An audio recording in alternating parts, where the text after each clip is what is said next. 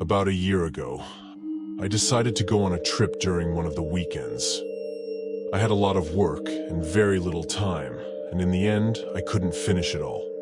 So I decided to take a few days off, away from work pressure, official emails, and sitting at the desk. I'm not a demanding person at all, so my concept of a vacation was to disconnect from electronics and technology and enjoy a countryside trip. That's why I chose to visit a small city on top of a mountain in the north of the state. I thought 2 days there would be enough for me to relax and change the scenery. The journey from my city to this city was long and boring, but I enjoyed the natural landscapes along the way. The trip lasted about 4 hours, and in the end I reached the foot of the mountain itself. It was already dark, and the weather had become significantly colder. I opened the GPS to make sure I was in the right place. Initially, it told me that I was about 2 hours away from the hotel I had booked, but after a few minutes, it strangely changed to just 30 minutes. I felt confused and annoyed that I had to drive for another 2 hours to get there. I thought the GPS had found a shortcut that would get me there in just half an hour. The problem was that even when I arrived there, I wasn't sure if I was in the right place because it was pitch dark and the road lights were off. The only source of light was the headlights of my car. I didn't stop until the device told me that I had reached my destination correctly. I was standing in front of a modest building, looking at the device, and found that I was in the right place.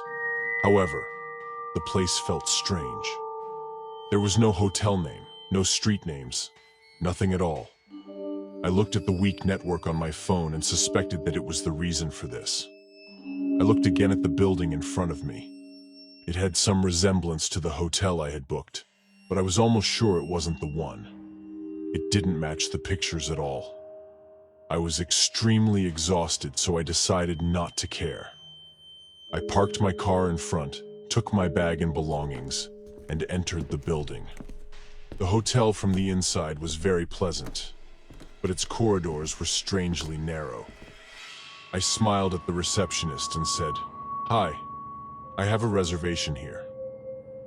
She cheerfully replied, "Perfect. We were waiting for you. Please sign here and I'll show you to your room." I signed the paper, and she told me that my room was on the 4th floor. The room was luxurious from the inside, unlike the rest of the hotel. She smiled and said, "If you need anything, just contact the reception."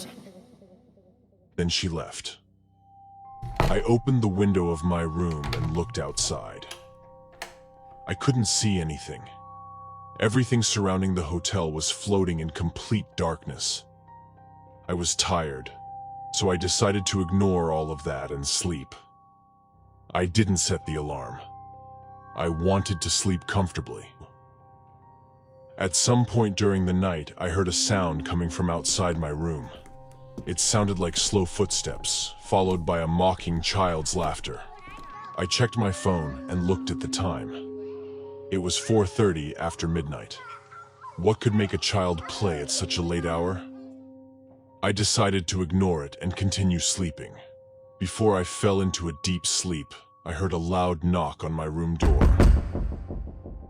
I opened my eyes and tried to locate the source of the sound in the darkness. I could only see a coat rack standing in the dark corner. I tried to listen carefully to distinguish the source of the sound. And in the end, I decided that if the sound repeated, I would get up and see what caused it. I heard another muffled laughter, and I started to feel annoyed.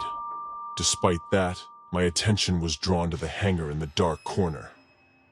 I tensed my body, ready to move if the child played again, so I could tell them to play somewhere else. 2 minutes passed without any sound. I sighed with relief as I closed my eyes and prepared to sleep, but my heart was pounding hard. I felt a strange sensation that I couldn't explain. My body was tense, and I had a strange shiver. I opened my eyes again and looked towards the coat rack, but there was nothing there. Maybe I imagined it.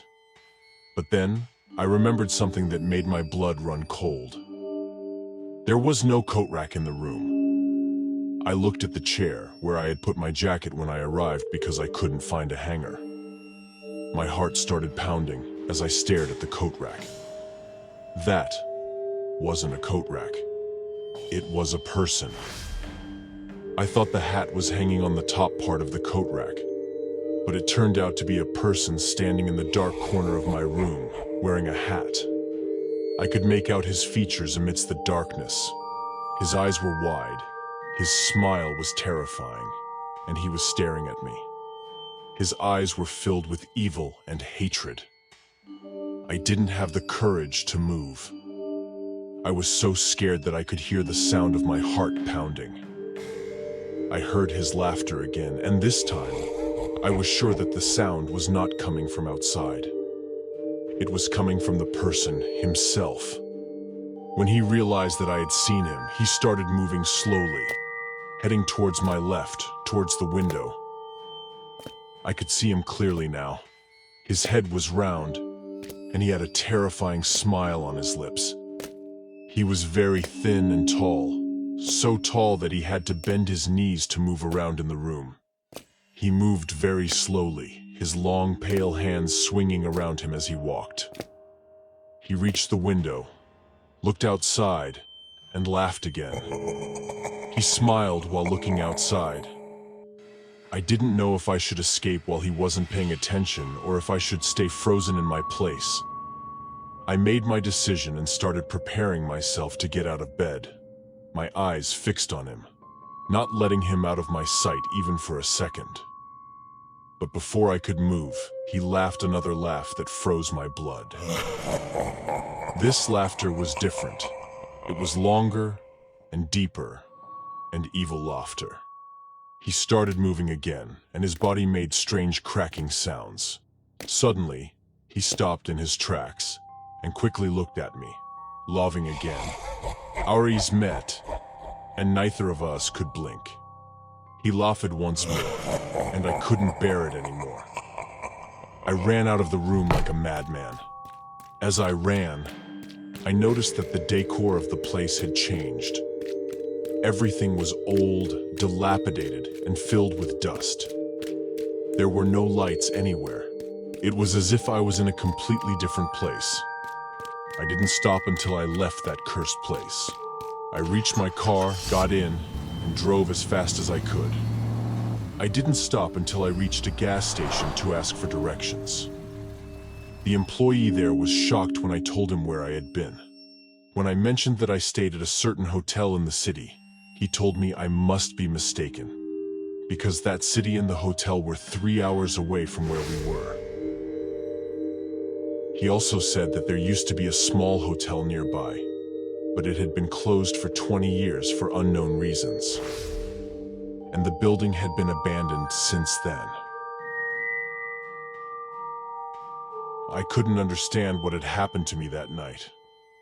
A whole year has passed since then, and since that night, I decided not to take vacations or go on trips ever again. Whenever I have time off, I spend it at home. I can't sleep unless the lights are on.